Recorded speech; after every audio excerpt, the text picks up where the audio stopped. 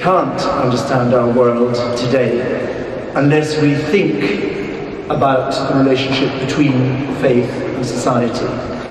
But it is in Islam the one of the five pillars, the only one of the five pillars, which non-Muslims can neither watch nor take part in. We are welcomed to hear and to share in the declaration of faith, prayers, alms and fasting. We are not able to share in this central experience. And I think our key purpose in this exhibition was to try to allow everybody, Muslims and especially non-Muslims, to get some sense of what the experience of Hajj is and above all what it means. Hajj celebrates peaceful unity as we bow as one, men, women of all ages and from every nation, together in prayer to God. One of the great challenges to present what is a supreme theological, religious experience and what is arguably the greatest logistic challenge that exists, that has to be addressed on the planet once a year, as nearly 3 million people gather in the same place to perform the same rituals at the same time.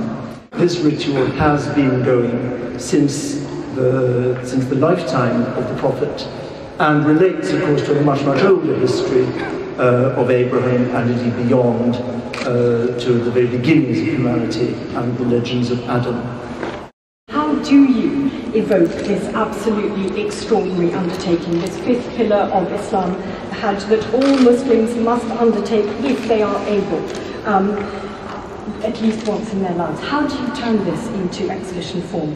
How do you show that this endeavour, which has been going on since the beginning of Islam, and in fact from before, and that it is happening, how do you show it across time? I also knew that we needed to have modern art, and a work that for me absolutely epitomises Hajj is the work of Ahmad Mata.